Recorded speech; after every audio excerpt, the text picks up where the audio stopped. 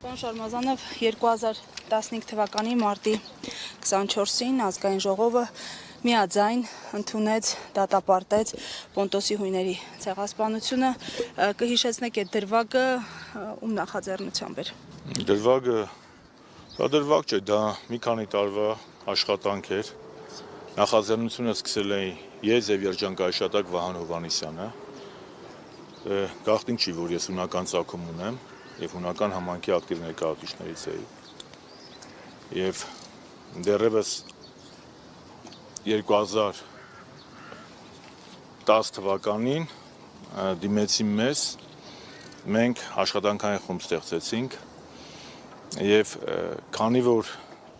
հայ ժողովուրդը ցեղասպանություն վերապրած ժողովուրդ է, բայց միևնույն ժամանակ եւ ես եւ պարոն Հովհաննիսյանը պատմաբաններ էինք, մենք շատ մանրակրկիտ մոտեցանք հարցին, որովհետեւ մի բան է ցեղասպան քաղաքականությունը, մեկ այլ բան է ցեղասպանությունը եւ մանրակրկիտ մի կողմ դնելով էմոցիոնալ գործընթացներ մի քանի տարի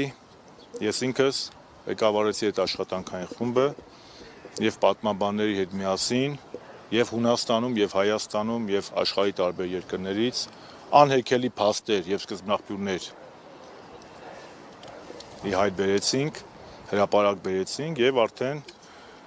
այն ժամանակ դիմեցի Հայաստանի Հանրապետության երրորդ նախագահ, Հանրապետական կուսակցության նախագահ Սերժ Սարգսյանին, որ փաստաթղթային առումով ամեն ինչ անթերի է, խոսեցինք արտգործնախարար Էդվարդ Նալբանդյանի հետ, աշխատեցինք նաեւ ԱԳՆ-ի հետ, այնուհետեւ աշխատեցինք պարլամենտում բոլոր ֆրակցիաների հետ, եւ մարտի 24-ին, ինչու մարտի 24-ին, որտեղ մարտի 25-ը Հունաստանի Հանրապետության անկախության օրն էր, Հունաստանի անկախության նախօրեին ազգային ժողովը միաձայն 118 ձայնով ճանաչեց հայոց ցեղասպանությունը,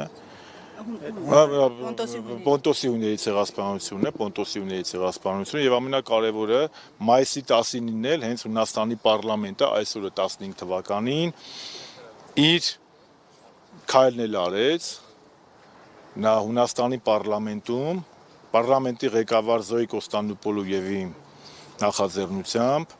Հունաստանի պարլամենտը հատուկ նիստ իրականացրեց հայոց ցեղասպանության 100 տարելիցին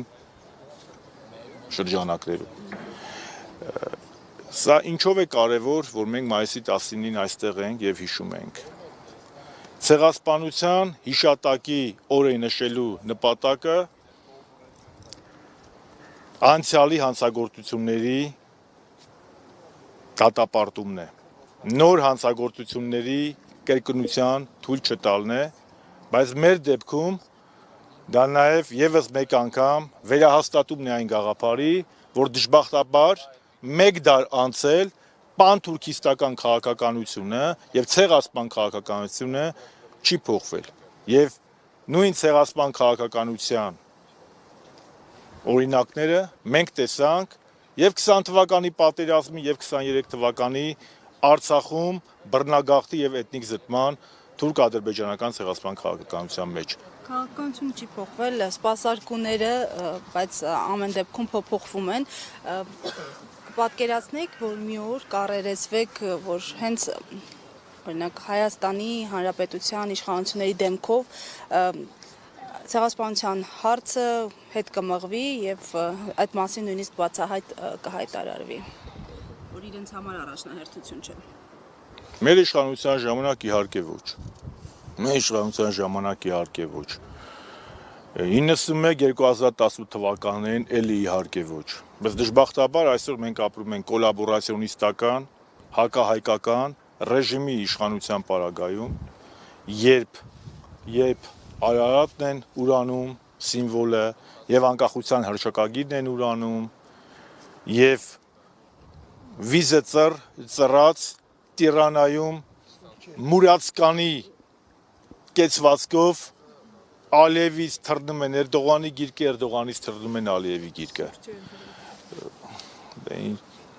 Սպասարկում չի կարող սուրճի հրավիրել, սուրճը միշտ հրավիրում է եւ հացի հրավիրում է տանուտերը։ Դժվար թե Նիկոլ Փաշինյանը այնտեղ տանուտեր լիներ էլի։ Ամեն դեպքում պնդում են, որ երկխոսությունը եւ երկխոսությունն այս պահին այլ ընտրանք չունի, Կներեք, Զարա ջան, շատ լավ հարց տվեցիք։ Ո՞վ է պնդում, ԿՊ-ն։ իշխանությունները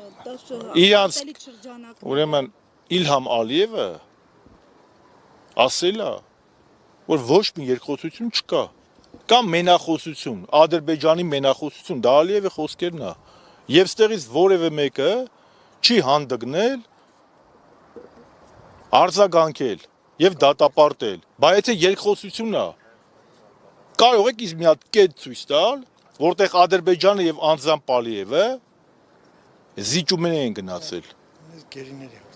Գերիների հարցից չեն խոսում, իսկ Հայաստանի ռեժիմը չի խոսում նիկոլիստական։ Երկխոսություն չկա։ Կա մենախոսություն, կա ադրբեջանա-թուրքական պահանջներ եւ դժբախտաբար տիրանականատեսը եղանք ընդամենը մի քանի տոկոսով Հայաստանի կապիտուլյանտ ռեժիմի մուրացկան քաղաքականության հրապարակմանը։ Այդ էր։ Գյադեք ես կողմ, գյադեք են կողմ։ Ադրբեջանից տշում են Թուրքիա, Թուրքիայից տշում են Ադրբեջան։ Սա է դժբախտաբար մեր իրավիճակը։ Եվ սրանք հասցնել են մի իրավիճակի, երբ որ հայի համար, Հայաստանի քաղաքացու համար ու քաղաքական շրջանակների համար մեծագույն եւ իրական նպատակը դառնա եղածը պահելը։ Այսօր իմ լեզուն չի ֆռռում բաներ ասեմ, որ ասել եմ 15 թվականին, 14 թվականին, 16 թվականին։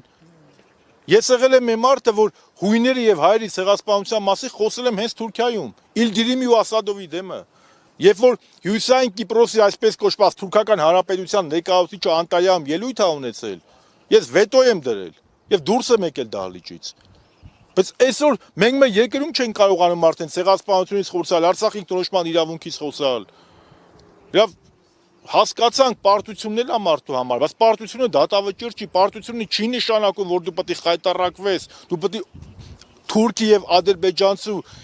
քաղաքականությունը սպասարկես, սա է խնդիրը։ Բայց կրկնում եմ, Նիկոլը հասել է մեզ այն վիճակի, որ մենք մեռած ենք ու թաղած չենք։ Դրա համար պետք է համախմբվենք, մի կողմ տնենք այդ կուսակցամոլական բաները, ու կամ Հայաստանի երրորդ հանրապետությունը փրկենք, կամ մնա այս ազգային օրակարգի փշրանքներով, կամ էլ դառնանք պանթուրքիզմի համար թուրքական վիլայետ եւ պրախադնոյդ վոր։ Էտա։ Պարոն Շարմազանov, իշխանություններին ով պետք է վետո դնի, եթե ընդդիմության շրջանակում էլ իրար այսպես ասած լավ չեն հասկանում։ Հայ ժողովուրդը։ Այդ ընդդիմությունները կգան կգնան, իշխանությունները կգան կգնան։ Կներեք, սա իշխանության ընդդիմության տիրույթի խնդիր չի, Զարա ջան։ Ես 25 տարվա քաղաքական գործիչ եմ։ Ես շատ լավ գիտեմ որն է ներքին քաղաքականությունը, որը արտաքին, այսօր սա էգզիստենցիալ խնդիր է։ Էգզիստենցիալ, մենք դանակը հասել է ոսկորին, ոսկորը ծակել արդեն այն կողմից դուրս է գալիս։ Սիրտերից սխվում ենք, արյուն չի գալիս արդեն։ Լավ, ես կրկնում եմ, մենք իրատեսական խնդիրներ, ես չեմ ասում, հելնենք Արցախի անկախությունից արդեն խոսանք, հելնենք, չգիտեմ, ասեք Թուրքիան ճանաչի հայոց ցեղասպանությունը, բայց մենք եղածը չենք կարող պահել, եթե առաջնորդվենք Նիկոլի պանթուրքիստական քաղաքականության սպասարկու լինելով։ Շնորհակալություն։